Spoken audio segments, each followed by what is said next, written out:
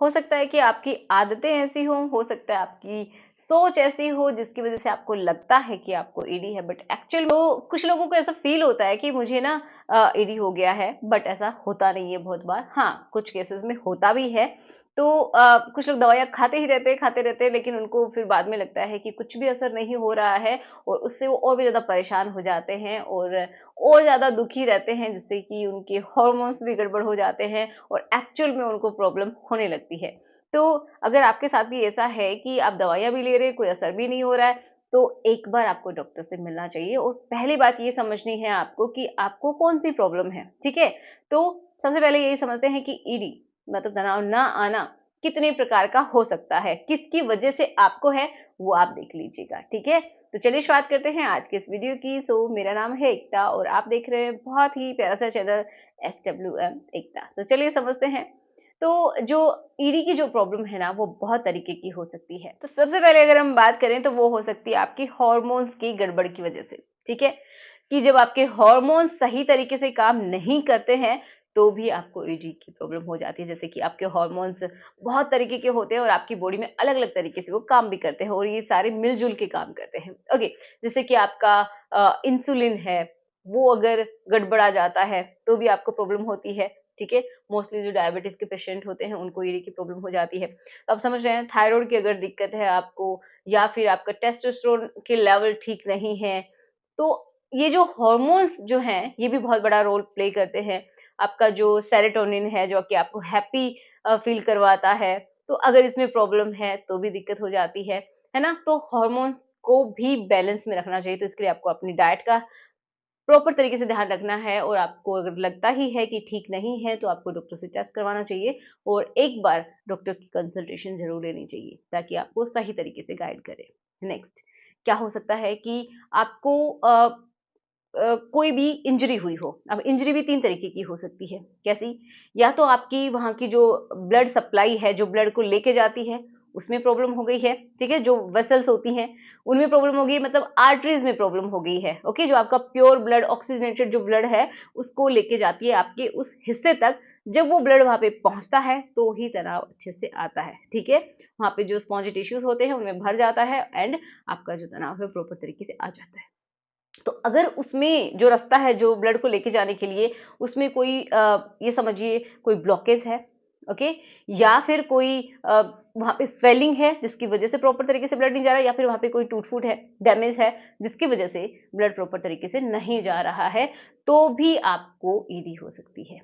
इसी तरीके से दूसरी इंजरी होती है कि जो आपका जो हिस्सा है, वहाँ पे डीऑक्सीजनेटेड ब्लड, मतलब वहाँ पे जब ऑक्सीजन, ये समझिए आपकी उस पार्ट ने कंज्यूम कर ली है और जब वो डीऑक्सीजनेटेड जो ब्लड होता है, मतलब इम्प्योर ब्लड ये समझ लीजिए, उसको ले जाने के लिए आपकी बॉडी में वापस वो होता है वेन्स, ठीक है?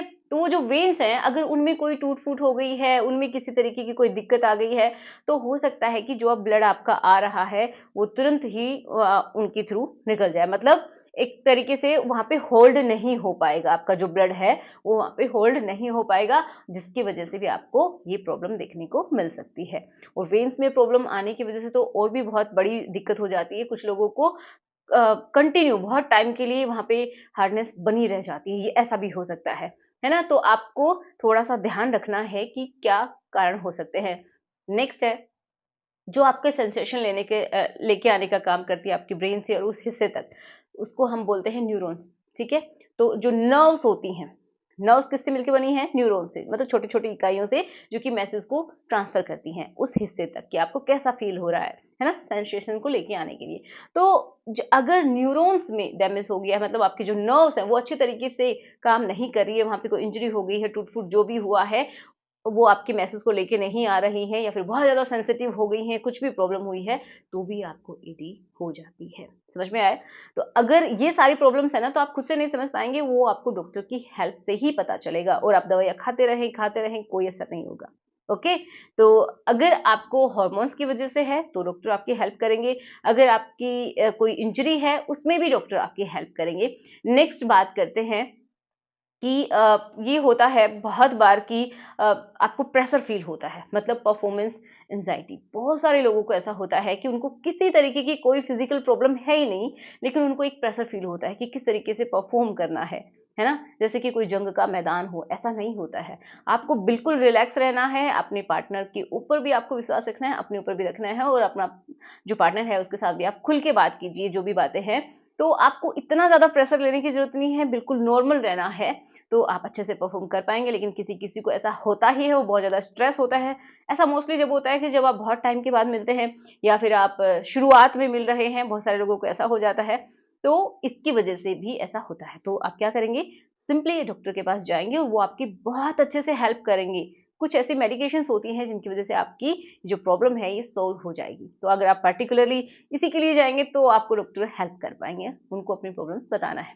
नेक्स्ट जो नेक्स्ट है वो क्या है, मास्टरबेशन। बहुत ही ये सच्चाई है, मतलब सच्ची बात है, जो कि बहुत सारे लोग बिलीव नहीं करेंगे, क्योंकि हर जगह यही बोला जाता है, मैंने भी बोला है कि मास्टरबेशन करना कोई गलत बात नहीं है, लेकिन अति करना वो गलत बात है, गलत तरीके से करना वो भी गलत बात है। क्योंकि एक बार जो लत हो जाती है ना, तो फिर क्या होता है कि बार-बार आप जो पोर्न है वो देखते हैं एंड देन आप मास्टरबेट करते हैं, जिससे कि आपके हार्मोन भी गड़बड़ होते हैं, बार-बार आप उसी ज़ोन में रहते हैं।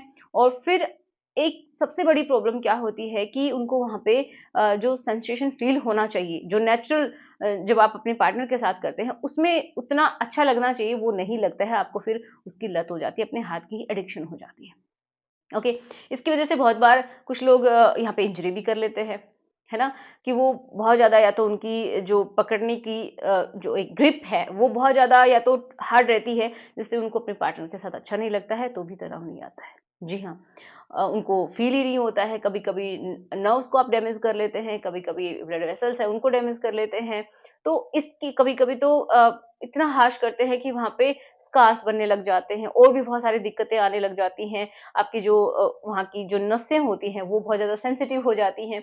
तो इतनी सारी प्रॉब्लम्स आ सकती हैं इसकी वजह से। तो अगर आप करते भी हैं तो बहुत ही सावधानीपूर्वक एंड कोशिश करें कि कम से कम इसको किया जाए। ठीक है? इसके लिए आप अपने आप को बिज़ी रख सकते हैं, और ट्राई करें कि बहुत ही कम करें। अपनी बॉडी के साथ उतना ना खेलें कि आप अपने पार्टनर के साथ अच्छा टाइम बिता ना पाएँ। ओके? तो ये भी एक कारण होता है। तो आशा करूँगी कि आपको समझ में आया होगा कि क्या-क्या कारण होते हैं और आपका कारण क्या है। ऐसे ही दवाइयाँ मत खाइए, बस अपना कारण ढूँढिए और सही तरीके से उसका इलाज भी लीजिएगा। ठीक है? तो आशा करूँगी सबको समझ में आया होगा कि क्या दिक्कत है, क्या नहीं है, क्या सॉल्यूशन है। तो चलिए मिलते हैं नेक्स्ट वीडियो में। Thanks for watching. Good bye.